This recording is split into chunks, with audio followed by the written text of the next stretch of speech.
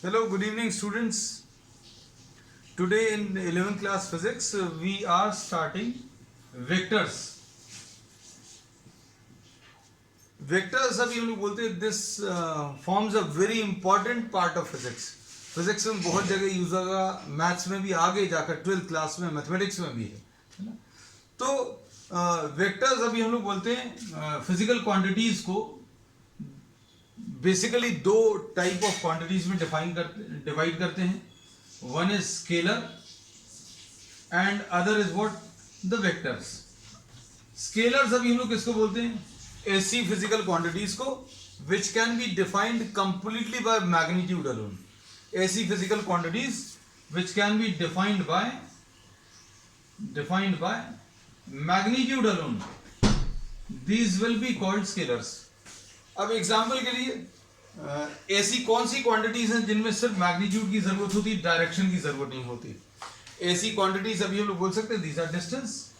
Distance एक physical quantity ऐसी है, मास है, स्पीड है. ऐसी बहुत सारी फिजिकल क्वांटिटीज अभी हम लोग बता सकते हैं जिसमें सिर्फ एक मैग्नीट्यूड यानी एक नंबर की जरूरत पड़ती है ना, and no sense of direction is required. और इनमें सिंपल लॉज ऑफ एल्जेब्रा लगते हैं. लॉज ऑफ एल्जेब्रा का मतलब यह है, suppose for example if you are having a box in which you are having a mass of 5 kg and if you are placing another 3 kg, then the total mass will be 5 kg plus 3 kg, which will be what, 8 kg, irrespective of how you are placing. मतलब आप ये 3 kg ऊपर रख रहे हो कि left side पर रख रहे हो कि राइट साइड पर, इसके ऊपर डिपेंड नहीं करेगा. सिंपल लॉज ऑफ एल्जेब्रा लगेंगे. 5 kg plus 3 kg will be 8 kg and if you are placing another 2 kg, अगर आपने एक 2 kg और रख दिया, then we say that the total mass will be 10 kg.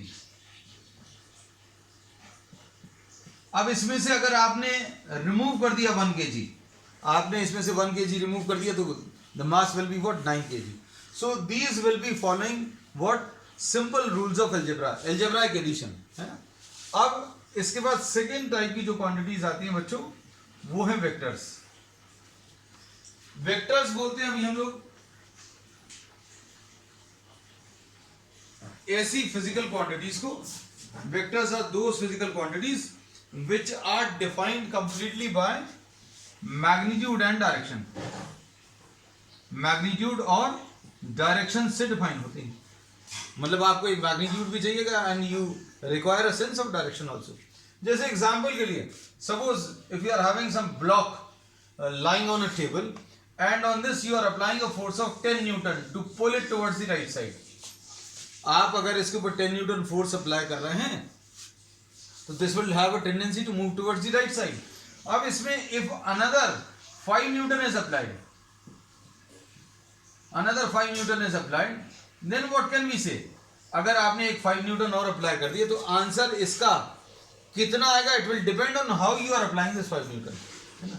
If you are applying 5 newton in the same direction, suppose आपने ये 10 Newton लिया and if you are applying 5 Newton in the same direction, then the net force will be 15 Newton. But if you are applying this such that this is 10 Newton and 5 Newton is applied in opposite direction, then the net force will be 5 Newton. 10 minus 5, a force applied towards the right side and another force applied towards the left side.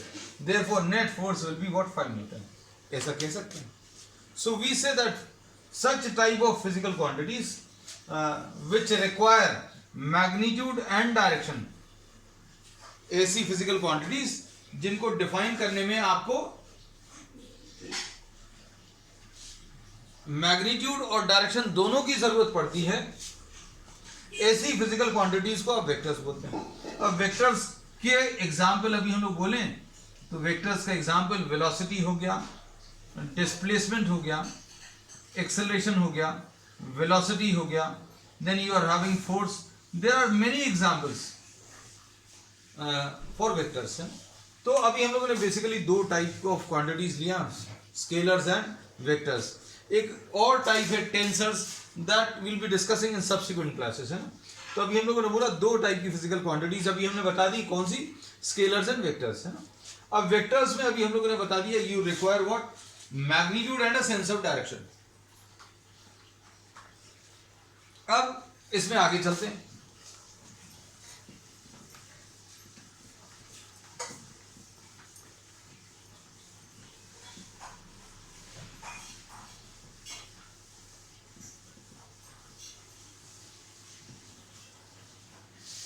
Next अभी हम लोग ले रहे हैं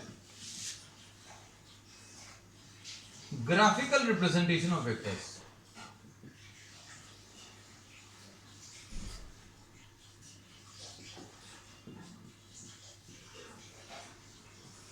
graphical, next topic है graphical representation of vectors.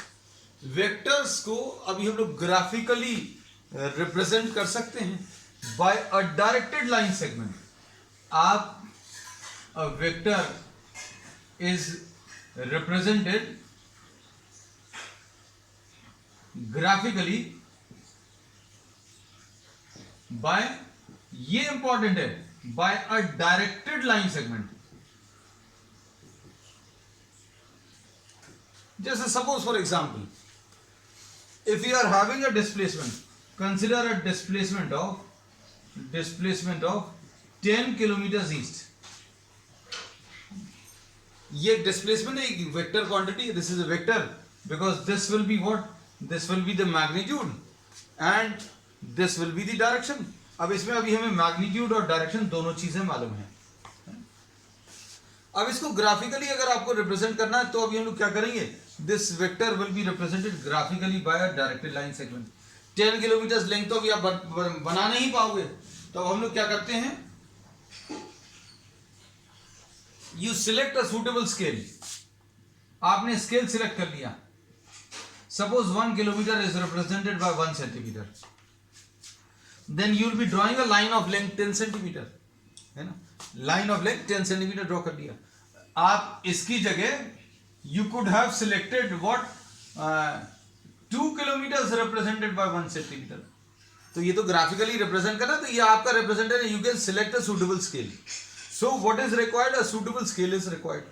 So we select a suitable scale and then we draw a line segment which will be representing the east direction। ये 10 centimetre की एक लाइन बना ली और इसमें ये ईस्ट की तरफ एक्ट कर रहा है। इसको दिखाने के लिए we draw a arrow mark। अभी हम लोगों ने एरो मार्क ले लिया इसके ऊपर, which will be giving the sense of direction। तो ये sense of direction आ गया। और इसमें बच्चों अभी हम लोग इनको कुछ नाम दे देंगे। This will be named as A and this will be named as B. अब इसके बाद this A will be called the initial point and this will be called the terminal point. इसको अभी हम लोगों ने इनिशियल पॉइंट बोला और इसको टर्मिनल पॉइंट बोला। And vector will be represented by a notation AB and this vector is starting from A and ending at B। ये जो ऊपर एरो लगा रहता है that represents what? That represents that this vector is starting at A and terminating at B। ऐसा कह सकते हैं। अब उसके बाद ए बी वेक्टर का जो मैग्नीट्यूड है वो अभी हम लोग ऐसा रिप्रेजेंट करते हैं। This is what? The magnitude of the vector. अब इसके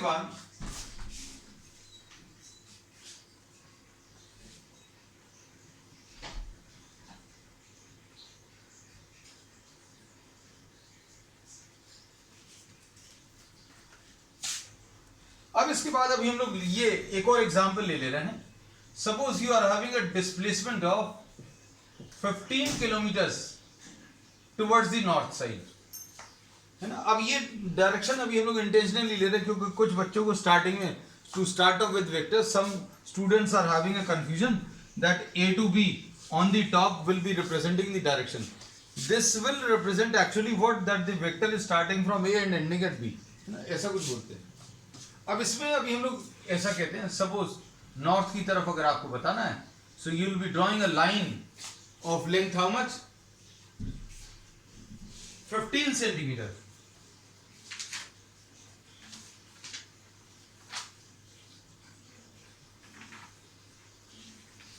अब इसमें 15 सेंटीमीटर की ये लाइन अगर आपने ड्रॉ करी, तो इस वेक्टर का ये इनिशियल पॉइंट आ जाएगा और ये टर्मिनल पॉइंट आ जाएगा। P is what? The initial point. On this is the terminal point. And this vector 2 will be represented by PQ. ये क्या बताएगा कि ये वेक्टर जो है, this is starting at P and ending at Q. ये इसमें स्टार्टिंग पॉइंट है और ये एंडिंग पॉइंट है। इसमें ये जो एरो हेड है ऊपर की तरफ, ये जो ऊपर बना हुआ है, this represent that this vector is starting at A and ending at B. कुछ बच्चों को ये कंफ्यूजन होता है कि ईस्ट की तरफ ऐसा है तो वेस्ट की तरफ क्या एरो ऐसा बनाएंगे, तो ये एरो हमेशा ऐसे ही बनेगा। अगर आपने ऐसा कुछ लेना, सपोज आर और एस है ना, तो ये आर एस ऐसा बना हुआ है, इसका मतलब ये कहां से स्टार्ट होगा, this is starting at R and ending at S, so this will be represented by R S. This is how will be represented. ठीक है, so just take a screenshot quickly बच्चों।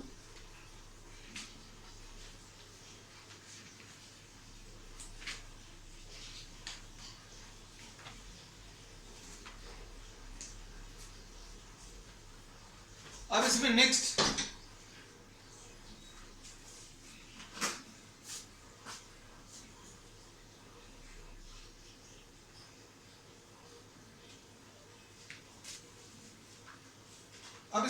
अभी हम लोग जो ले रहे हैं, types of vectors. Will be having now classification of vectors. Next topic, और द टाइप्स ऑफ वेक्टर्स। अब इसमें सबसे पहला जो टाइप है,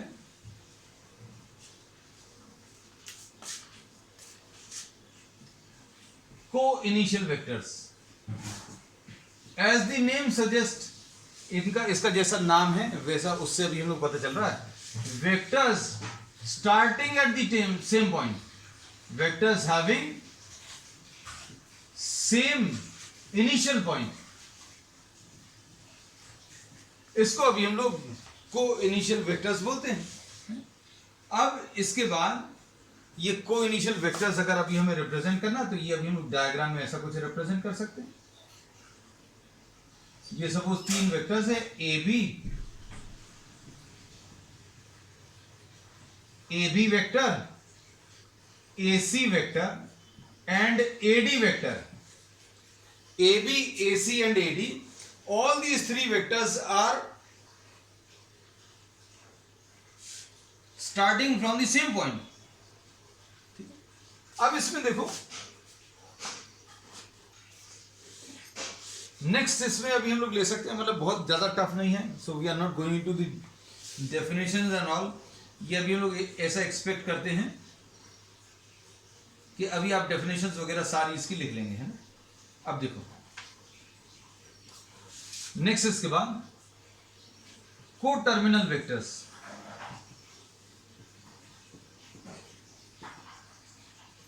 vectors terminating at the same point, vectors having the same terminal point.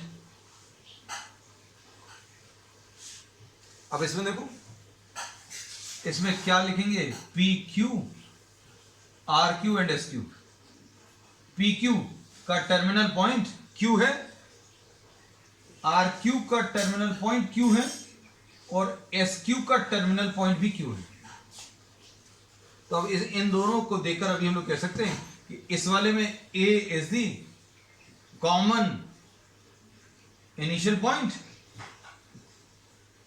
और यहां पर Q is the common terminal point. ठीक, चलो अब नेक्स्ट आगे ले लेते हैं। तो हमारे ख्याल से डेफिनेशंस में बहुत ज्यादा कुछ भी टफ नहीं है ना, so we can rush through the definitions. Next, इसके बाद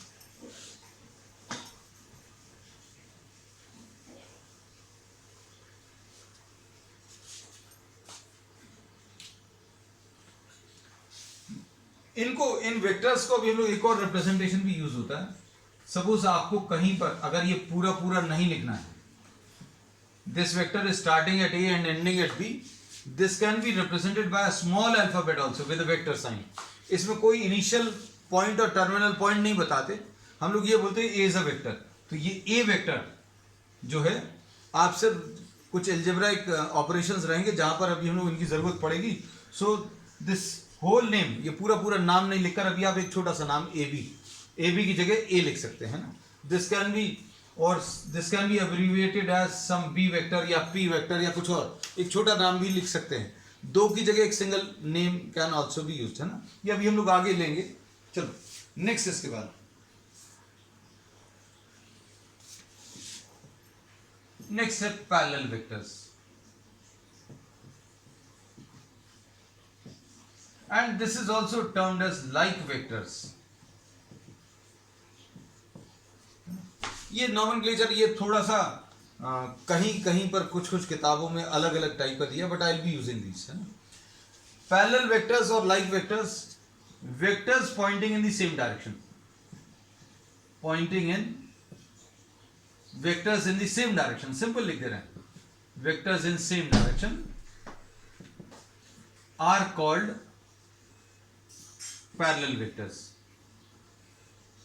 ऐसे जो भी वेक्टर्स जो एक ही डायरेक्शन में, उनको अभी हम लोग पैरेलल वेक्टर्स बोल सकते हैं, है ना. अब जैसे एग्जांपल के लिए अभी हम आपको ये दिखा दें, ये देखो, ये तीन अलग अलग मैग्नीट्यूड के तीन वेक्टर्स बता दिए. अब इसमें आप छोटा नाम भी यूज करना चाहें तो यूज कर सकते हैं. तो इसमें अभी हम लोग क्या बोल सकते हैं, A B and C are parallel, है ना. We are not talking anything about the magnitude. Magnitude कुछ भी हो सकता था. तो देखो ए का मैग्नीट्यूड कम है, बी का थोड़ा सा ज्यादा है और सी का और ज्यादा है ना. अब इसमें एक चीज और याद रखना कि आपको length of the line segment will be proportional to the magnitude of the vector, है ना. तो ग्राफिकल रिप्रेजेंटेशन में अभी हम लोगों ने बोला था कि भाई आपने ये 10 किलोमीटर ईस्ट लिया था, है ना, तो 10 सेंटीमीटर की लाइन बनाई थी. 15 किलोमीटर नॉर्थ लिया था तो ये 15 सेंटीमीटर की लाइन बनाई थी. तो अब हम लोग क्या बोलते हैं, the length of the line segment, length of the line segment will be proportional to what the magnitude of the vector. तो जितना बड़ा मैग्नीट्यूड होगा उतना ज्यादा length of the line segment. तो अभी हम लोग देखेंगे इसमें इसकी length of the line segment कम है, इसकी ज्यादा है, इसकी और ज्यादा है. So this will be having what, a smaller magnitude, this will be having a larger magnitude, and this will be vector of still larger magnitude. And obviously these should be comparable. मतलब ये ऐसे vectors होने चाहिए जिनको compare किया जा सकता है ना. ठीक, चलो अब नेक्स्ट इसके बाद. अब इसमें अभी हम लोगों ने बोला कि पैरेलल वेक्टर्स और लाइक वेक्टर्स कौन से वेक्टर्स हैं, vectors which are pointing in the same direction. अब उसके बाद anti parallel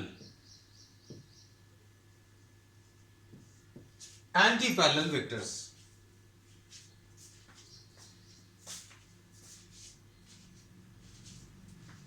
anti parallel vectors किसको बोलते हैं, vectors pointing in opposite direction. Simple definition, इनको अनलाइक वेक्टर्स भी बोलते हैं. अनलाइक वेक्टर्स मतलब vectors pointing in opposite direction, है ना. तो अब हम लोग इसमें ये बोलेंगे ये ए है, ये बी है, या ए बी सी तो ले लिया है. सपोज इसको कुछ और नया नाम दे देते हैं, पी वेक्टर और ये क्यू वेक्टर.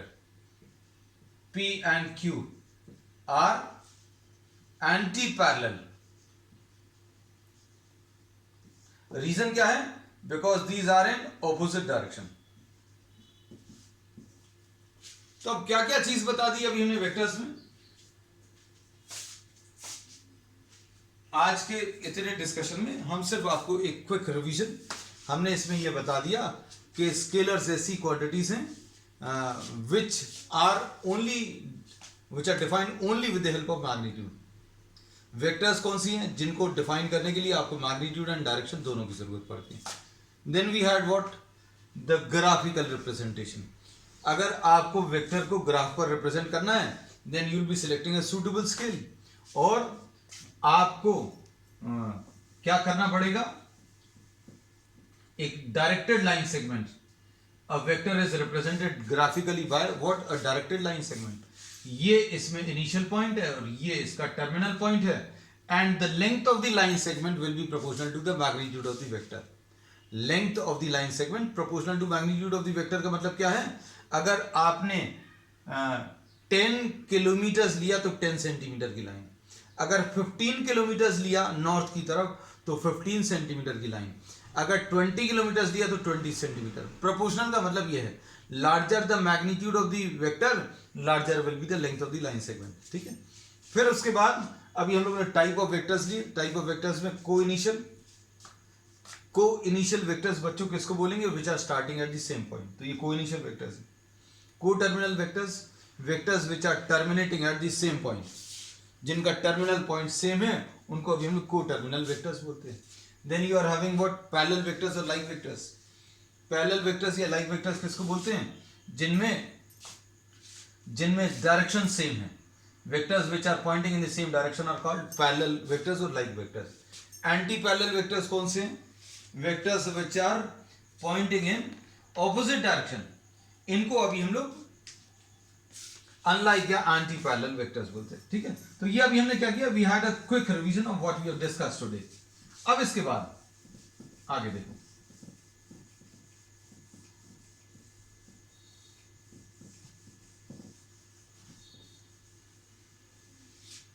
ये अब इसके बाद बहुत इंपॉर्टेंट है, इक्वल वेक्टर्स. भाई अब वेक्टर्स जो है इनको डिफाइन करने में, वेक्टर्स को डिफाइन करने में अभी हमने बोला दो चीजों की जरूरत है. One is what, the magnitude, and second is what, the direction. Magnitude is required and direction is required.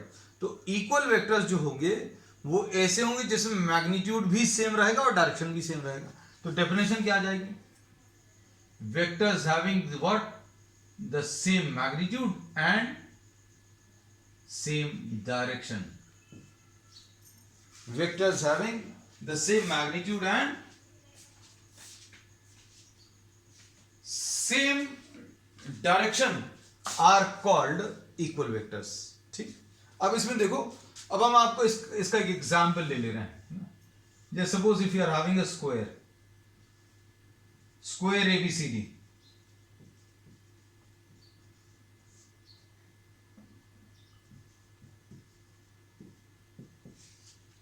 इसमें क्या बोल सकते हैं बेटा, ध्यान से देखो. इसमें AB is equal to BC is equal to CD is equal to DA है. क्यों, क्योंकि ये स्क्वायर है. लेकिन अगर हमने ऐसा लिख दिया तो क्या है, ये सही है क्या, ये गलत है. AB is not equal to BC, क्योंकि AB का डायरेक्शन कैसा होगा, A से B. Direction of AB will be from A to B. Direction of BC कहां से होगा, direction of BC will be from B to C यानी ऊपर की तरफ. फिर CD direction from C to D, मतलब opposite direction. D to A downwards. तो A से B ऐसा आएगा, B से C ऐसा आएगा, ये ऐसा आएगा. अब हमें अगर इसका, इन वेक्टर्स को अगर इक्वल लिखना है तो इक्वल लिखने के लिए देखो, AB वेक्टर किस वेक्टर के बराबर होगा, AB vector can be written equal to DC vector. लिख सकते हैं क्या, देखो A से B राइट की तरफ, D से C ये भी राइट की तरफ है. A से B is towards the right side, ये A से B towards the right side. D से C this is also towards the right side. और मैग्नीट्यूड भी सेम है, AB का मैग्नीट्यूड और DC का मैग्नीट्यूड सेम. बिल्कुल लिख सकते हैं, कोई दिक्कत नहीं. अब इसके बाद आगे सुनना.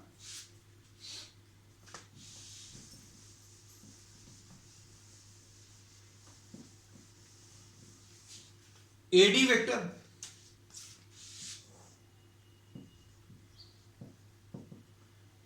can be written equal to BC vector. A से D, AD vector is a vector starting from A ये ए से स्टार्ट होकर डी पर खत्म हो रहा है, और बी से सी मतलब बी से स्टार्ट होकर सी पर खत्म हो रहा है। ठीक, अब उसके बाद अगर आपको ध्यान से सुनना, ये तो अभी हमने इक्वल वेक्टर्स के एग्जांपल दे दिए कि A B vector will be equal to D C vector. अब अगर आपने ये कोई वेक्टर ले लिया, अच्छे से सुनना बच्चों, ए वेक्टर ले लिया, तो इतने ही मैग्नीट्यूड का कोई वेक्टर अगर आपने नीचे बना लिया और उसी डायरेक्शन में बनाया तो वो इक्वल वेक्टर होगा। और अगर आपने इसी वेक्टर को ऊपर बना लिया यहां आउटसाइड द प्लेन, तो same magnitude and same direction will be termed as what equal vectors है ना। तो इक्वालिटी की डेफिनेशन क्लियर होनी चाहिए कि मैग्नीट्यूड सेम है और बच्चों डायरेक्शन भी सेम है ना। अब इसमें इसको अगर आपको लिखना है A B is equal to B C is equal to C D is equal to D A, तो क्या ये सही है? नहीं, ये सही नहीं है। अभी हमने बोल दिया कि इक्वल नहीं होगा। क्यों नहीं होगा? क्योंकि ए से बी राइट की तरफ आ रहा है, बी से सी ऊपर की तरफ आ रहा है। But still if you insist that you have to keep this equal sign, तो अभी हम लोग ऐसा जरूर लिख सकते हैं कि भैया इनके मैग्नीट्यूड बराबर हैं because this is a square. तो ये इक्वालिटी का अभी हम लोगों ने डिस्कशन ले लिया है ना। अब इसके बाद नेक्स्ट है यूनिट वेक्टर्स। यूनिट वेक्टर्स अभी हम लोग कहते हैं this form of very important part. आप कहीं पर भी कोई नया मैथमेटिक्स अगर आप डिफाइन करते हो बच्चों, तो आपको 0 और 1 के बिना उसका जो मैथमेटिक्स है, जो उसका एल्जेब्रा है, वो डिफाइन नहीं होगा।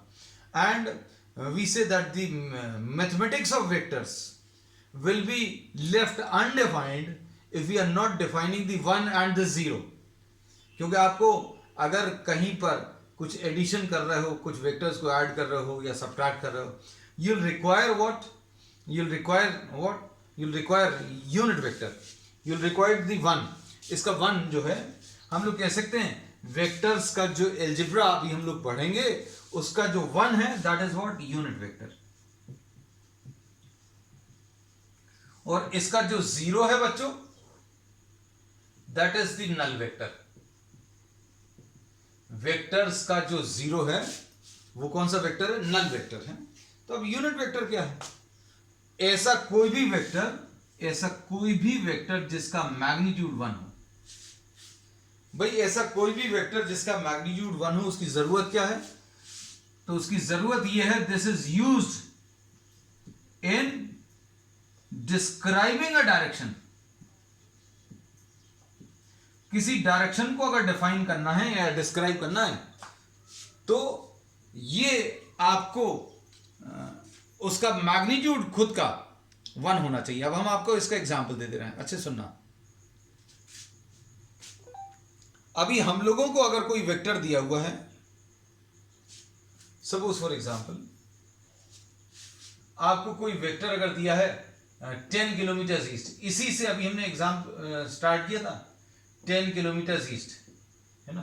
तो इसका मैग्नीट्यूड कितना है बच्चों? इसका मैग्नीट्यूड तो 10 किलोमीटर है, डायरेक्शन ईस्ट की तरफ है। तो डायरेक्शन अगर अभी हमें ईस्ट वेस्ट नॉर्थ साउथ अगर नहीं बताना है, या इन 4 डायरेक्शंस के अलावा कोई डायरेक्शन अगर आपको बताना है, then we make use of what? We make use of unit vectors, है ना। अब यूनिट वेक्टर्स क्या होते हैं? अभी हम लोग ये कहते हैं, ध्यान से सुनना। जैसे अगर आप किसी ए बी वेक्टर की बात करें तो the magnitude of A B is represented by this magnitude A B का अभी हम लोग कैसा लिखते हैं? ऐसा लिखेंगे। अब इसमें ध्यान से सुनना, ए बी का यूनिट वेक्टर ऐसा रिप्रेजेंट करेंगे। ये ऊपर जो कैप अभी हम लोगों ने लगाया है, this will be read as what? Unit vector A B. इसको कैसा पढ़ेंगे? Unit vector A B. This will be equal to vector A B divided by A B का मैग्नीट्यूड। अब अच्छे सुनना, हम लोगों ने इसमें यह बताया है कि अगर if you have to find out the unit vector. तो किसी वेक्टर में दो चीजें होती हैं, मैग्नीट्यूड और डायरेक्शन। और अगर आपने किसी वेक्टर को उसके मैग्नीट्यूड से डिवाइड कर दिया तो क्या बचेगा? जैसे suppose for example 10 kilometre east है ना, 10 किलोमीटर ईस्ट, अगर आपने इसको इसके मैग्नीट्यूड 10 से डिवाइड कर दिया तो क्या बचेगा? 1 kilometre. So we say that this will be having what? This will be having a magnitude of 1। और ऐसा कोई भी वेक्टर, उसको अभी हम लोग यूनिट वेक्टर बोलते हैं। तो यूनिट वेक्टर निकालने का तरीका क्या है, अब हम आपको बता दें। वो जो स्क्रीनशॉट ले लेना जल्दी से। यूनिट वेक्टर जो है वो डिफाइन करने का तरीका कैसा डिफाइन करेंगे? Unit vector A will be vector A divided by vector A का magnitude. Vector A divided by vector A का magnitude, this will be termed as what? The unit vector. अब बच्चों आज के लिए अभी हम लोग इतना ही ले रहे हैं। We will continue with some more concepts and some more discussions on the concept on vectors in the subsequent class. That's all for today.